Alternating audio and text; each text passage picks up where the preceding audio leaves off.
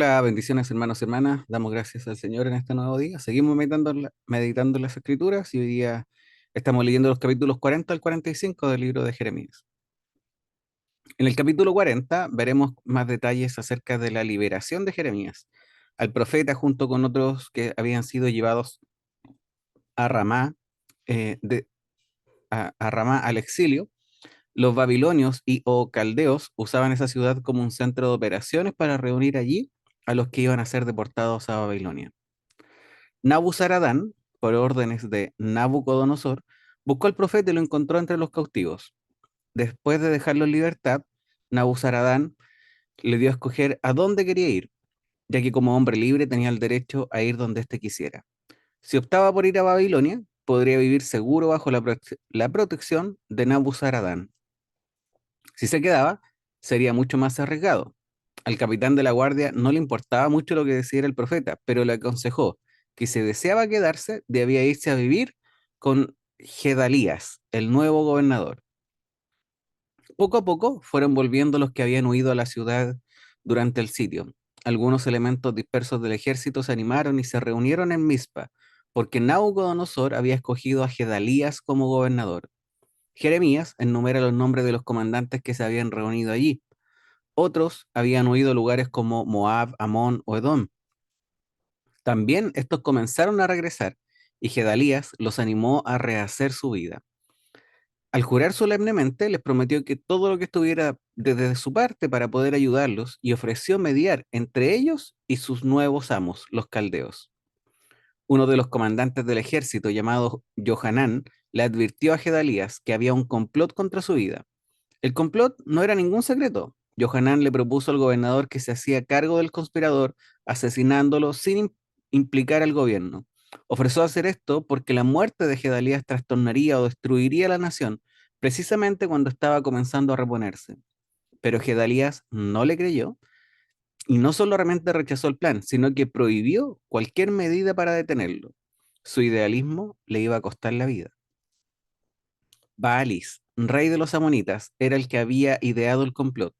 El pueblo de Amón siempre había sido el enemigo del pueblo de Judá y de Israel, y habían combatido contra este último durante toda su historia desde el tiempo en que se acercó por primera vez a la Tierra Santa. Con Judá derrotada, el campo quedaba libre para los amonitas. Le convenía a este rey mantener la nación judía débil y sin líder. Este esperaba aprovechar esa oportunidad para aumentar el poder y el territorio.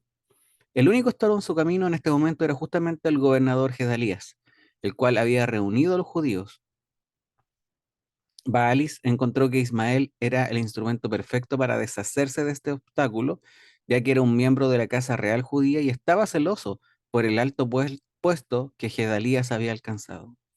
Y así es como en el capítulo 41 leeremos que Ismael se sentó a comer al lado de Gedalías y mientras comían, Ismael asesinó a Gedalías, tal como se lo había advertido Johanán. Ismael también asesinó a los judíos que estaban allí y a un contingente de soldados mercenarios caldeos. Como Jeremías sobrevivió a este suceso y después menciona que otras personas también sobrevivieron, podemos suponer que estos judíos formaban parte de una especie de gobierno provincial que había sido establecido por Gedalías en Mizpa. Los rescatadores y los sobrevivientes ahora no sabían qué hacer. Todos eran inocentes, no habían cometido ningún crimen, pero no sabían cómo iba a reaccionar Nabucodonosor ante la noticia del asesinato de Gedalías, el gobernador que él había dejado en la ciudad. Así se dirigieron al sur de la región de Belén. Después de detenerse para reagruparse, planearon irse a Egipto donde estaría a salvo. Algunos de ellos no estaban completamente seguros. Hubieran deseado tener una indicación un poco más clara de lo que debían hacer. Otros sugirieron que sería una buena idea consultar al profeta Jeremías y pedirle que orara por ellos. La decisión de ir a Egipto parecía la más razonable y en realidad la mayor parte de ellos creía que era lo mejor. Pero para poder convencer a los pocos que estaban indecisos y confirmar lo que ellos creían, se preguntaron, ¿por qué no acudimos al profeta?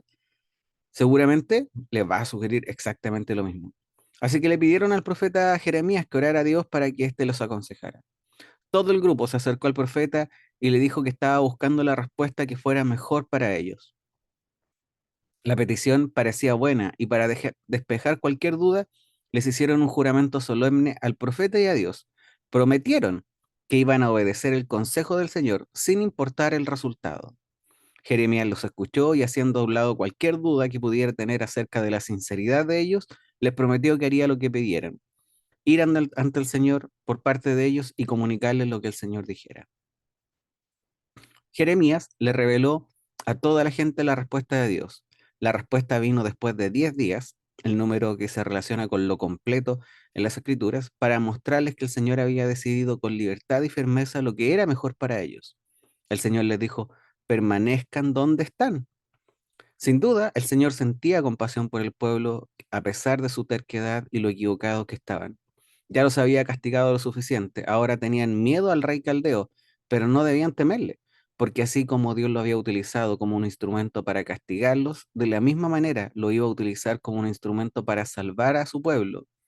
Pero la verdadera garantía no radicaba en este gobernante, sino que radicaba en Dios mismo, porque les decía, porque con vosotros estoy, yo para salvarlos y librarlos de su mano. Estos hombres habían pedido una respuesta del Señor. El Señor les dio esa respuesta, pero no era lo que ellos esperaban. Dios siempre contesta a aquellos que imploran de corazón, pero estas personas no habían pedido con honestidad, ya que habían resuelto de antemano lo que iban a hacer. No estaban dispuestos a obedecer al Señor, nunca estuvieron dispuestos a obedecer al Señor. Y como no tenían confianza en Él, tampoco escucharon su respuesta. Y como desconfiaban de Dios, buscaron la seguridad en otra parte. Estos anhelaban irse a Egipto, en donde se imaginaban que iban a encontrar paz y un refugio seguro. Se olvidaron de lo más elemental de las Sagradas Escrituras y de la vida misma. Solo en el Señor podemos encontrar amparo y paz.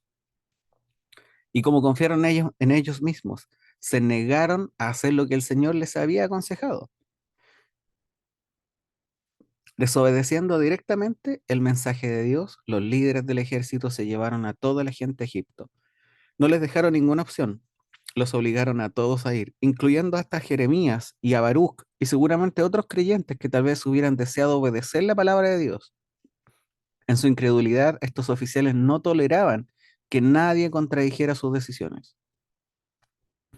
Siguiendo la ruta al sur a través de la costa mediterránea, entraron a Egipto hasta llegar a Tafnes, más al este del delta del río Nilo. El faraón Ofra, que se estima entre los años 588 a 569 a.C., y su dinastía, habían construido esta ciudad fortificada como parte de su sistema de defensa contra los ataques de los invasores. Casi 1000 años después de que el Señor había liberado a su pueblo de Egipto, Johanán y los otros, en su desobediencia, llevaron a la nación de nuevo a Egipto. Qué ironía, regresaban voluntariamente a la tierra de la esclavitud. El remanente judío que había escapado de Egipto con la esperanza de encontrarse a salvo iba a quedar completamente desilusionado. Después de abandonar al Señor, buscaron refugio entre los egipcios con la esperanza de escapar, pero en vez de eso iban a encontrar la muerte, el cautiverio y la espada.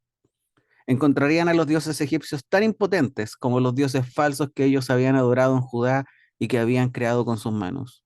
Sin embargo, se habían enviciado con estos ídolos falsos, detestaban la sencillez de la verdadera fe. Desde el punto de vista de los humanos, el largo ministerio de Jeremías podrían incluso considerarlo como un fracaso. Solo unos cuantos lo escucharon y creyeron, pero la mayoría de las personas rechazaron su mensaje. La destrucción que con tanto afán trató de evitar el profeta se hizo realidad cuando el Señor castigó a Judá por su incredulidad. Al final se quedó solo. Nadie recordaba su servicio ni lo apreciaban. Sin embargo, este hombre es uno de los mejores servidores del Señor, porque la gracia que le fue concedida fue fiel a aquello para lo que fue llamado a hacer. El Señor no exige nada más de sus portavoces. Primera de Corintios capítulo 4 versículo 2 dice, ahora bien, lo que se requiere de los administradores es que cada uno sea hallado fiel. Y Jeremías fue un hombre que demostró su fidelidad. Al final de su existencia supo que le había servido a aquel que lo es todo en todo y estaba contento en ese privilegio. Fiel hasta la muerte, ahora esperaba recibir el cumplimiento de la promesa que se le había hecho a él y a todos los creyentes. Como dice Apocalipsis, capítulo 2 versículo 10, sé fiel hasta la muerte, y yo te daré la corona de vida. Qué maravilloso es pensar en este servicio de Jeremías. A pesar de la adversidad, a pesar de la dureza del pueblo, él se mantuvo firme, proclamando la verdad que Dios le había encomendado. ¿Y tú, hermano? ¿Estás proclamando la gran comisión a la cual fuimos llamados? Bendiciones.